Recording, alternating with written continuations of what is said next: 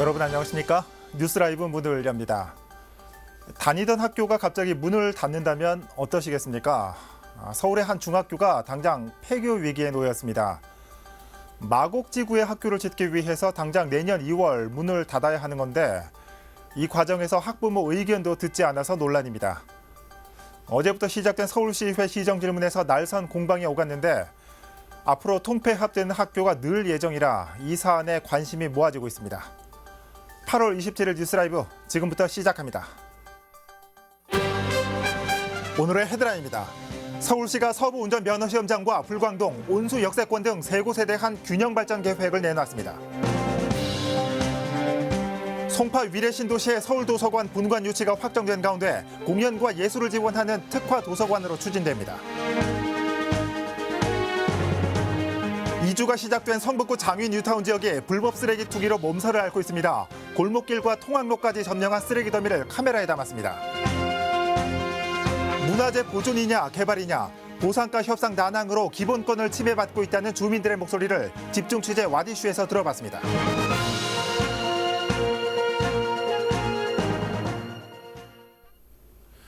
서울시가 온수 역세권과 서부 운전 면허 시험장 등 3곳을 신전략 거점으로 육성합니다. 산업과 일자리를 중심으로 성장 동력 확보와 균형 발전을 위한 거점으로 키운다는 구상입니다.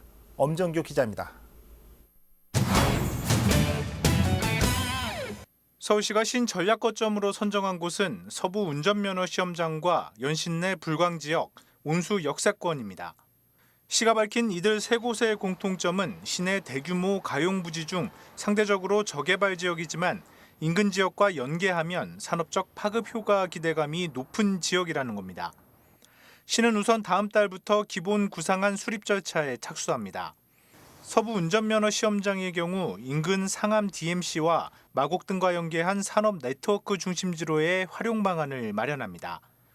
온수 역세권 일대는 현재 재정비 중인 온수역 지구 단위 계획과 병행해 육성 계획이 마련됩니다. 서울 서남권 발전 방향인 중공업 지역 혁신과 맞물려 신성장 산업 거점 육성과 주민생활 기반을 강화하겠다는 것.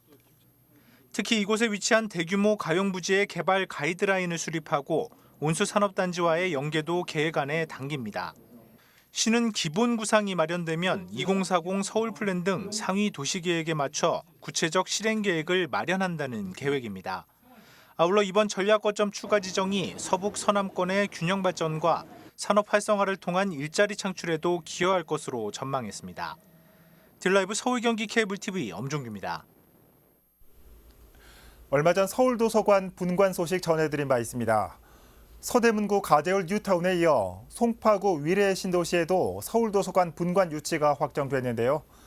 송파에 들어설 시립도서관 분관의 기능과 앞으로의 남은 과정을 정리했습니다. 태윤영 기자입니다.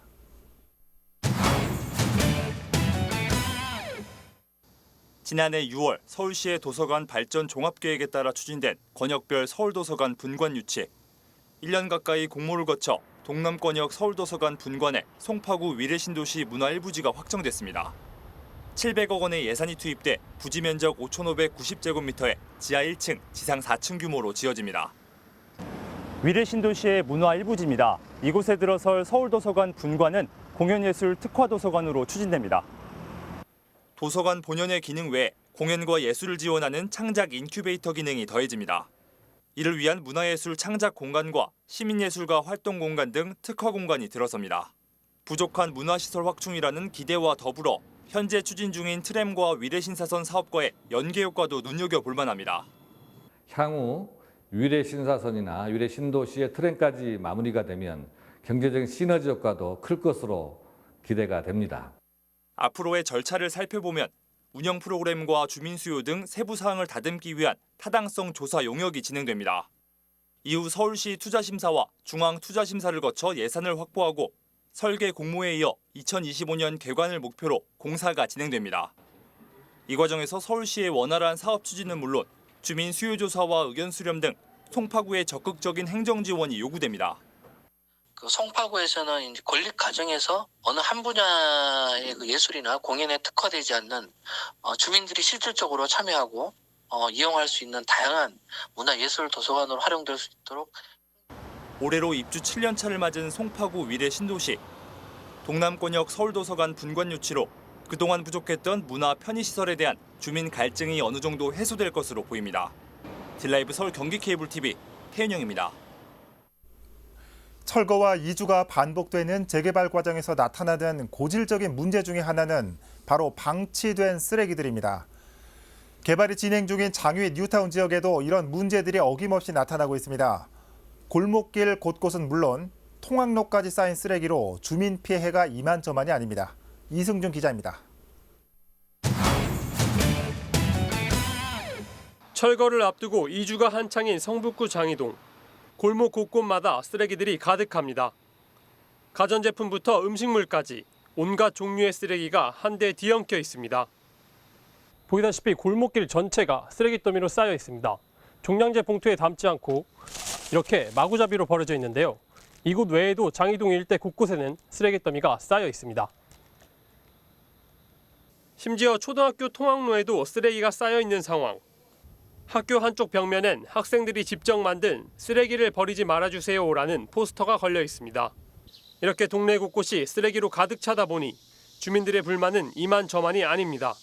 아이고, 여기 딱지 붙이면서들부터 다들 갖다 버려갖고 난리야. 이거 들어서 못 봐. 냄새 나고 막. 아, 그렇지. 불상산업지 그거 외국인들이 봐봐. 얼마나 욕해겠어. 민원도 끊이지 않습니다. 쓰레기에서 냄새 나는 거, 악취 이런 것 때문에 또 많은 민원이 지금 들어오고 있습니다. 재개발 과정에서 발생하는 쓰레기 처리는 조합 세목. 쌓여있는 쓰레기 더미를 보며 주민들은 재개발 조합에 의혹을 제기했습니다. 이 주민들이 빨리 떠나야 철거를 시작할 수 있는 만큼 쓰레기를 일부러 내버려둬 동네를 험악하고 황폐하게 한다는 겁니다. 근데 어쩔 수 없겠지. 일부러도 우리가 방치할 수도 있어요. 빨리 나가라고. 일부러 안 나가는 주민들도 있잖아요. 쓰레기를 내버려두고 있다는 주장에 대해 조합 측은 사실이 아니라며 쓰레기 양이 워낙 많기 때문이라고 답했습니다. 또한 외부에서 몰래 투기하는 양도 상당한데 일일이 단속하기 힘들다는 겁니다. 네, 그거 이해 못하는 건 아니지만 나름대로 저도 한다고 하고 있어요. 외부에서 와서 몰래 갖다 버리고 아니 그냥 그 새벽에 그렇게 갖다 버리고 제가 두 사람을 내가 잡았었어요. 이게 음식물 쓰레기 갖다가 버리니까 새벽에. 현재 조합 측에선 주민 민원이 많은 곳과 아직 이주하지 않은 주민들이 있는 곳 위주로 쓰레기를 처리하고 단속을 강화할 계획. 하지만 동네 전체가 이미 쓰레기장으로 돼버린 상태에서 주민들의 불신과 불만은 계속 커져가고 있습니다. 딜라이브 서울 경기 케이블 TV 이승준입니다.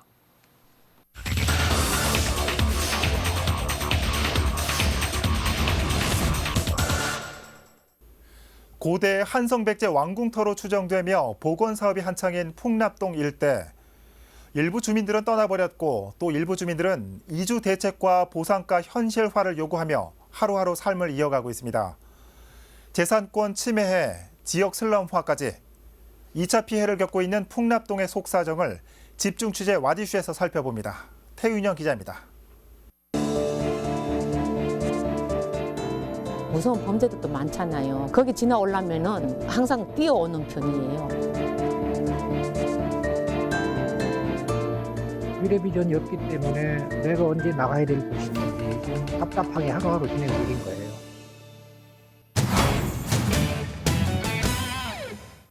(7에서 8m) 높이의 모래 둔덕이 주택가 사이로 길게 뻗어 있습니다.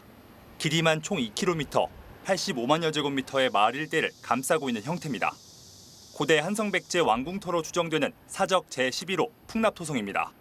97년 초에 긴급 발굴 조사를 시작하게 되면서 학계에 처음으로 알려지게 됩니다. 그 이후에 발견된 유물의 양은 다른 여타 한성기 유적에 비해서 압도적인 유물의 양을 보여주고 있었습니다.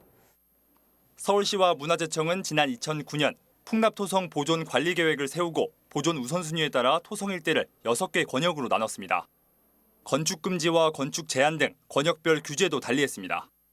핵심 유존 지역으로 추정되는 이 권역에선 주민 이주 후 발굴하겠다는 계획에 따라 건축 행위가 전면 중단됐습니다. 3권역 또한 지하 2m, 지상 21m로 건축이 제한됐습니다. 주민들은 재산권 침해를 호소합니다. 층수가 한 아파트 같이 해야 지어야 여럿이 합해서 지어야 재산권 피해가 없는데 이쪽에서 이권역에서 받아서 우리 집에 오고 싶은 사람이 굉장히 많았는데도 이쪽에 문화재 저기로 인해서 이쪽에 3권역에 가지 마라 해갖고 방을 몇 개월을 못 놨어요. 특히 이권역 주민들은 집에 비가 새도 곳곳에 곰팡이가 피어도 버틴다고 말합니다. 언젠간 보상받고 떠나야 한다는 생각에 돈을 들여 집을 고치는 게 부담이라는 겁니다. 지자체로부터 개보 수비를 지원받을 수 있지만 현행법에 따라 사적지로 지정돼야만 가능합니다. 장마철이 되면 새고 있거든요. 그런데도 침수가 된 상황에서도 이분들이 어느 쪽으로도 일을 할 수가 없는 거예요. 보상도 안 되고 그렇다고 자기가 이걸 팔고 나가기도 어렵고.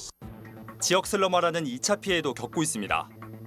빈집에 쌓이는 쓰레기들, 좁은 골목을 따라 쳐져 있는 철장과 군데군데 구멍난 공터까지 주민들이 이주하고 남은 흔적들은 지역 슬러머를 부추기고 있습니다.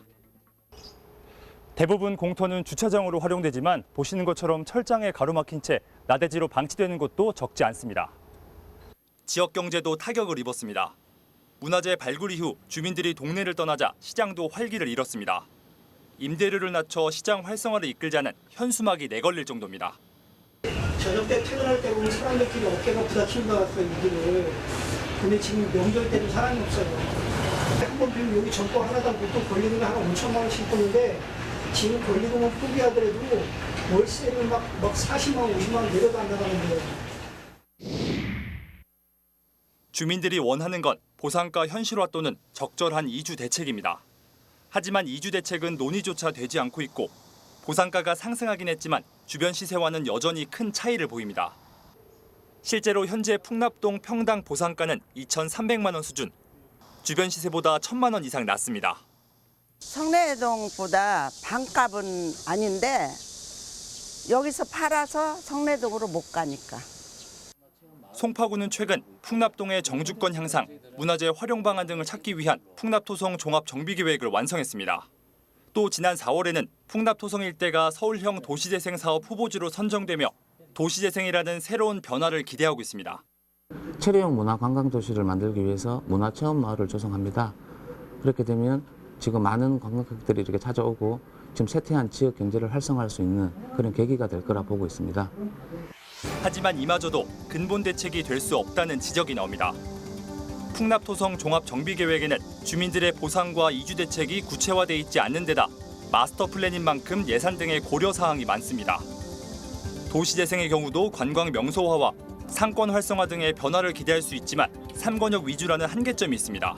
현재 2권역에 대한 대책이었기 때문에 재생만 가지고 2권역에 대한 대책이 될 수 없거든요.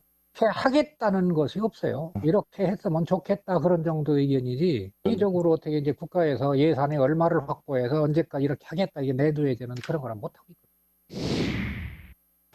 문화재 보존이냐 주민의 정주권과 재산권 행사냐 이 두 가치가 충돌한 지 20년이 지났습니다.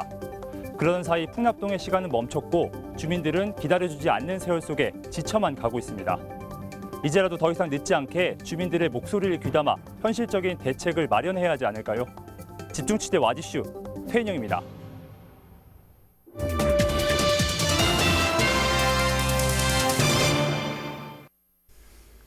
중국 황학동 일대에는 광복 이후부터 생성된 전통시장들이 있습니다. 한때 도매시장을 중심으로 번성했지만 소비 성향 등의 변화로 점차 설 곳을 잃어가고 있습니다.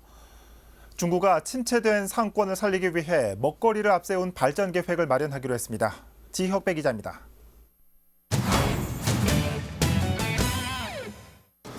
광복 이후 양곡, 청과 도매시장으로 자리매김했던 황학동 중앙시장입니다. 현재 550여 개의 점포에 1,400명 정도가 종사하고 있지만 대형 점포의 출현과 소비 성향 변화 같은 시대적 흐름에서 점차 밀려나고 있습니다. 시장 호감도를 높여 고객의 유입을 늘리고 재방문 비율도 높아져 매출 증가로 이어지고 함께 인근 지역도 동일한 파급 효과를 누리는 것이 상권 활성화라 생각합니다. 중구가 종합발전 계획을 마련해 황학동 중앙시장을 중심으로 한 상권 활성화를 추진합니다. 인근에 닭과 돼지 부산물 전문 황학시장과 영미상가 곱창거리, 주방, 가구거리가 한 곳에 밀집해 있어 발전 잠재력이 크다는 판단에 섭니다. 핵심은 중앙통로 부활, 대표 먹거리 개발을 통해 야간 먹거리 시장 활성화, 인근 시장 연계 방안, 문화공연 장소 확보가 핵심입니다. 지하상가, 신당 아케이드와의 연계도 함께 검토될 계획입니다. 중앙시장 발전 연구 영역에는 중앙시장뿐만 아니라 주방가구 거리라든지 주변의 화학시장, 그다음에 신당동의 백학시장과 동대문 상권을 아우르는 전반적인 큰 틀에서 연구 영역이 추진되고 있습니다. 청계천을 거쳐 동묘와 묘까지 직선으로 연결되는 통로 활성화로 관광 자원을 만들겠다는 구상. 중앙시장 연구 용역은 내년 상반기 마무리돼 단기와 중장기 발전 계획으로 추진됩니다. 딜라이브 서울 경기 케이블 TV 지역배입니다. 다닥다닥 붙은 점포와 낡은 시설, 그리고 하나로 연결돼 있는 천장 때문에 자칫하면 대형 사고로 이어지는 전통시장 화재. 그만큼 안전관리가 중요합니다. 마포구가 전통시장 화재 안전을 위해 사람이 없는 시간에도 화재 발생을 감지하는 알림장치를 전면 설치합니다. 천서연 기자입니다. 마포구의 전통시장입니다. 구조물 형태의 아케이드가 아닌 천막으로 비가림막이 설치돼 있습니다. 골목길을 따라 빼곡하게 놓인 점포와 먼지 등에 뒤섞여 드러나 있는 전선, 열악하고 취약한 시장 안에서 상인들은 늘 화재의 노심초사입니다. 서로 조심해야 하는데 사람이랑 모르잖아. 그죠? 나만 잘해서도 안 되고. 불이 조금 이렇게 부탁되든가 하면 순식간에 타지. 순간적으로. 마포구가 전통시장의 화재 위험을 줄이기 위해 화재 알림 장치를 전면 설치합니다. 중소벤처기업부에서 진행한 전통시장 화재 알림 시설 설치 사업에 선정돼 총 3억 7천만 원의 예산이 확보된 것입니다. 화재 알림 장치는 스스로 온도와 열을 감지하고 이상 상황이 발생했을 때 서버를 통해 소방서에 자동 연락이 되는 시스템입니다. 같은 시각 점포주에게도 연락이 취해지고 점포주는 영상을 통해 현장의 상황도 확인할 수 있습니다. 화재가 발생하면은 순식간에 화재가 나기 때문에 바로 이게 소방서나 상인들한테 개별로 통보가 되기 때문에 즉각 조치가 가능한 걸로. 화재 알림장치 설치 대상 시장은 망원시장과 월드컵시장, 아현시장과 농수산물시장 등 총 4개 시장. 특히 아현시장의 경우는 점포 80개소를 대상으로 노후 전선도 정비할 예정입니다. 전통시장 화재 알림장치는 10월부터 설치가 시작되고 올해 말쯤 마무리될 것으로 보입니다. 한편 마포구는 지난 5월 지역 내 전통시장 11곳에 주방용 화재를 진압하는 K급 수화기 50여 대도 설치한 바 있습니다. 딜라이브 서울 경기 케이블 TV 천선입니다. 한편 화재와 같은 긴급 상황 발생 시 소방차가 진입할 수 있는 차량 통행로 확보도 중요합니다. 하지만 불법 주정차로 인해 어려움을 겪는 경우가 많은데요. 서대문구에서는 사물 인터넷을 활용한 주차 관제 시스템을 통해 긴급 통행로를 확보하고 있습니다. 이혜진 기자입니다. 서대문구의 한 주택가. 불법 주차 차량들이 눈에 띕니다. 주차장이 부족하다 보니 상습적인 불법 주정차가 이루어지고 있는 상황. 문제는 화재 발생 시 소방차나 구급차가 진입해야 하는 긴급 통행로를 막았을 때입니다. 불법 주정차 차량으로 화재로 인한 피해를 키울 수 있기 때문. 상황이 이렇자 서대문구는 사물 인터넷을 활용한 주차 관제 시스템을 개발해 긴급 통행로를 확보하고 나섰습니다. 긴급 통행로로 지정된 구역에 차량이 주정차하면 사물을 인식한 스피커에서 자동으로 이동 안내 방송이 나옵니다. 귀하께서 주차하고 있는 이곳은 소방도로 확보 등을 위한 긴급 통행로 주정차 금지 구역입니다. 주택가인 만큼 밤에는 소음 피해가 없도록 안내 방송 대신 이동 주차를 알리는 조명이 차량을 비춥니다. 영상을 분석해서 주차나 정차를 했다라고 인지를 하고 그거를 저희 주차 단속하시는 단속원들을 휴대폰의 어플리케이션에 알림이 뜹니다. 그러면 그걸 가지고 인지를 해서 현장으로 와서 이제 단속을 하게 되고요.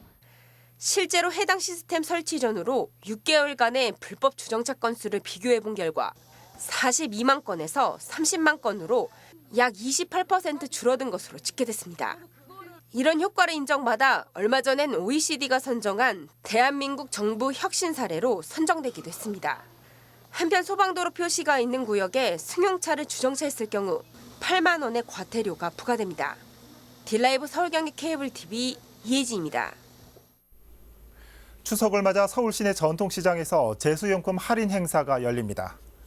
서울시에 따르면 내일부터 다음 달 11일까지 132개 전통시장에서 추석 제수용품과 농수축산물을 최대 80% 할인된 가격으로 판매합니다. 또 시장별로 제로페이로 결제한 고객들에게 쇼핑용 캐리어와 온누리 상품권 등 다양한 경품을 제공할 예정입니다. 특히 서울시는 시장을 찾는 방문객들의 편의를 돕기 위해 다음 달 6일부터 15일까지 전통시장 주변 도로 주정차를 최대 2시간까지 임시 허용할 방침입니다. 서대문구는 독립문 어린이공원 앞 통일로에 설치된 교남 지하보도를 생활문화센터로 조성한다고 밝혔습니다. 폭 6m, 길이 31m의 교남 지하보도는 천연 충연 도시재생 활성화 지역과 교남 뉴타운을 연결하고 있습니다. 하지만 종로구 교남 뉴타운 개발과 버스 중앙차로 조성으로 지하보도 이용자가 미비한 상태입니다. 이에 따라 서대문구는 교남 지하보도에 악기 연주와 무용 연습을 할 수 있는 공연 창작실과 주민 커뮤니티 공간을 조성할 계획입니다. 현재 설계 용역 중이며 내년 3월 개관을 목표로 두고 있습니다. 강동구가 영유아 건강식을 주제로 요리 체험 프로그램을 운영합니다. 요리쿡 조리쿡이라는 이름으로 진행되는 요리 프로그램에서는 다문화 가정과 취약계층의 아동, 보호자가 함께 참여할 수 있습니다. 견과류와 채소 등을 활용한 건강식은 물론 우리나라의 떡갈비를 비롯해 태국 전통 요리인 풋밭 뽕커리 등을 부모와 아이가 함께 만들어 볼 수 있습니다. 강동 어린이회관에서 진행되는 요리쿡 조리쿡 프로그램은 9월 7일까지 무료로 운영되며 참여를 원하는 주민은 강동 어린이회관에 문의하면 됩니다.